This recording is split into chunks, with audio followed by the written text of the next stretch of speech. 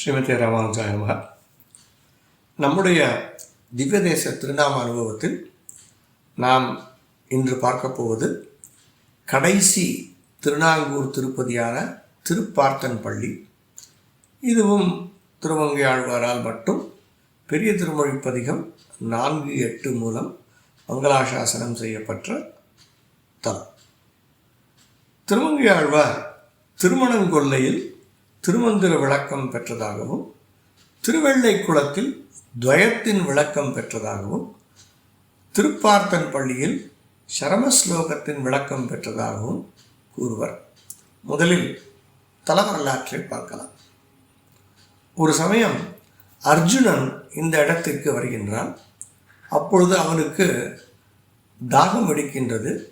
நீரை தேடி அலைகின்றான். அப்பொழுது இத்தலத்திற்கு அருகே அகத்தியர், கௌதமர், பரத்வாஜர் ஆகிய 3 முனிவர்கள் தவம் செய்து கொண்டிருக்கின்றனர். அர்ஜுனன் அவர்களிடம் நீரை கேட்கின்றான். உடனே அகத்திய முனிவர் தன் கமண்டலத்தை எடுத்து அவனிடம் கொடுக்கின்றார். கொடுத்த உடனேயே அந்த கமண்டலத்தில் இருந்த நீர் வற்றி விடுகின்றது. ஆச்சரியமடைந்த அகத்திய முனிவர் தன் ஞான திருஷ்டியால் நடப்பதை உணர்கின்றார். உடனே முனிவர் அர்ஜுனனிடம், அர்ஜுனா, நீ உனக்கு எது வேண்டுமாயினும் கண்ணனிடம் அல்லவா கேட்க வேண்டும், எங்களிடம் வந்து நீர் கேட்கின்றாயே என்று கூறுகின்றார். தன் தவறை உணர்ந்த அர்ஜுனன் கண்ணனை வணங்கி அழைக்க கண்ணன் உடனே அங்கே வருகின்றான். வந்து ஒரு கத்தியை அர்ஜுனனிடம் கொடுக்கின்றார். அந்த கத்தியால் அர்ஜுனன் நிலத்தை கீண்ட அங்கே கங்கை நீர் பெருகி வருகின்றது. அதுவே இன்று கங்கா தீர்த்தமாக இத்தலத்தின் புஷ்கரணியாக விளங்குகின்றது. தாகம் தீர்ந்த அர்ஜுனனும் இந்த 3 முனிவர்களும், அதாவது அகஸ்தியர், பரத்வாஜர், கௌதமர் என்ற 3 முனிவர்களும் எம்பெருமானிடமிருந்து ஞானோபதேசம் பெறுகின்றனர். பார்த்தனுக்காக, அதாவது அர்ஜுனனுக்காக உண்டான கோயில் என்பதால் பார்த்தன் பள்ளி என்று ஆயிற்று. நீர் பெருகிய இடம் கட்க தீர்த்தம் எனவும் கங்கா தீர்த்தம் எனவும் அழைக்கப்படுகின்றது. வடமொழியில் கட்கம் என்றால் கத்தி. இன்றும் இத்தலத்தில் நிலத்தை கீறிய கத்தியை பெருமான் தன்னுடைய இடையில் வைத்திருப்பதை இங்கே காணலாம். வேறு ஒரு சரித்திரமும் வழங்கப்படுகின்றது. வருணன் ஒரு சமயம் இவ்விடத்தில் திருமாலை குறித்து தவம் இருந்தான். அவனுக்கு திருமால் பார்த்தசாரதியாக காட்சியளிக்கின்றார். அதனால் இந்த இடம் பார்த்தசாரதி பள்ளியாகி பின்னர் பார்த்தன் பள்ளியாக ஆயிற்று என்றும் கூறுவர். இனி பாசுரங்களில் திருநாமங்களை பார்க்கலாம். இந்த தல பதிகத்தின் முதல் பாசுரத்தில் திருமங்கை ஆழ்வார் தாயாரை தாமரையாள் என்று கூறுகின்றார். பெருமாளை தாமரையாளுடைய கணவன், அதாவது தாமரையாள் கேள்வன் என்றும் அழைக்கின்றார். இந்த தலத்தில் இந்த திருநாமங்களே இன்றும் வழக்கில் உள்ளன. பாசுரத்தை பார்க்கலாம்.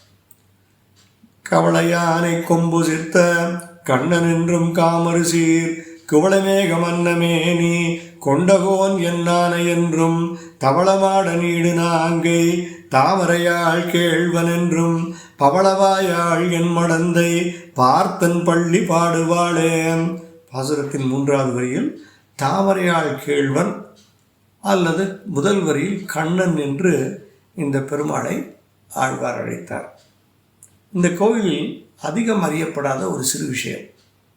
இந்த கோயிலுக்கு அருகே ஔவையார் குளம் என்று ஒரு குளம் உள்ளது. அனைவருக்கும் தெரிந்திருக்கும். ஔவையார் என்பவர் தமிழில் மிகச்சிறந்த புலவர். பல சங்க இலக்கியங்களில் இவருடைய பெயர் குறிப்பிடப்படும். அந்த குளத்தருகே ஒரு தோப்பில் ராமன் கோவில் ஒன்று உள்ளது. அந்த கோவிலில் உள்ள உற்சவர் இந்த பார்த்தன் பள்ளி திருக்கோவிலில் உற்சவராக எழுந்தருளி இருக்கின்றார். இவருக்கு கோலவில்லி ராமன் என்ற பெயர் உண்டு. இந்த ராமன் மற்ற ராமர்களைப் போல் அல்லாமல் சங்கு, சக்கரம், கதை, வில், அம்பு என்ற பஞ்சாயுதங்களிடம் இருக்கின்றார். யாக குண்டத்திலிருந்து அடியெடுத்து வைப்பது போல எழுந்தருளியுள்ளார். இந்த ராமர் உற்சவருக்கு வழக்கத்திற்கு மாறாக 2 தேவியர் உண்டு. ராமன் ராமாயணத்தில் ஏகபத்னி விரதனாக இருந்தாலும் இந்த ராமனுக்கு எவ்வாறு 2 தேவியர் என்ற கேள்விக்கு ஒரு விளக்கமாக தசரத மன்னனுக்கு யாகத்தின் மூலமே தன்னுடைய பரத்துவ நிலையை காட்டிய கோலம் என்பதால் 2 தேவியர் என்பது இங்கே கூறப்படும் விளக்கமாகும். இந்த கோலவில்லி ராமனுக்கும் திருமங்கை ஆழ்வார் ஒரு பாசுரம் விட்டுள்ளார். அறக்கரா விமானவன்று ஆழ்கடல் சூழ் இலங்கை செற்ற குரக்கரசன் என்றும் கோலவில்லி என்றும் மாமதியை நெருக்குமாட நீடு நாங்கை நின்மலன்தான் என்றென்றோதி பறக்கழிந்தாள் என் மடந்தை பார்த்தன் பள்ளி பாடுவாளே. முன்பு இந்த கோலவில்லி ராமனுக்கு இந்த கோயிலின் உள்ளேயே ஒரு சந்நிதி இருந்ததென்றும் பின்னர் தனிக்கோவிலாக ஔவையார் குளத்தருகே கட்டப்பட்டதென்றும் சிலர் கூறுகின்றனர். இந்த கோலவில்லி ராமன் தொடர்பாக ஆதாரங்கள் தெளிவாக இல்லை. கடைசியாக இன்னொரு பாசுரம் இந்த ஸ்தலத்திற்கு. திருநாங்கூரில் 11 திவ்ய தேசங்கள் உள்ளன என்று இன்று கடைசி திவ்ய தேசமாக பார்த்தன் பள்ளியை பார்த்தோம். இந்த தலத்து பதிகத்தில் மட்டுமே திருமங்கை ஆழ்வார் பரகாலனி நாயகியின் திருத்தாயார் பாவத்தில் தன் மகள் திருப்பார்த்தன் பள்ளி எம்பெருமானின் அழகு, எளிமை, பரத்வம், சக்தி, மாயச் செயல்கள், வேதங்களின் தலைவனாக இருந்த தன்மை, தேவர்களின் தலைவனாக இருந்த தன்மை இவை அனைத்தையும் கண்டு எம்பெருமானிடம் மயங்கினாள் என்று பாடுகின்றார்.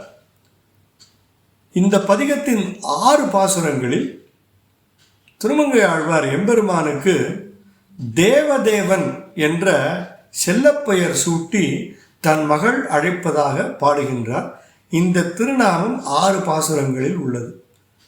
கண்ணன் என்றும் வானவர்கள் காதலித்து மலர்கள் தூவும் எண்ணனென்றும் இன்பனென்றும் ஏழுலகு காதி என்றும் திண்ணமாட நீடு நாங்கை தேவதேவன் என்றென்றோதி பண்ணின் அன்னமென் மொழியாள் பார்த்தன் பள்ளி பாடுவாளே.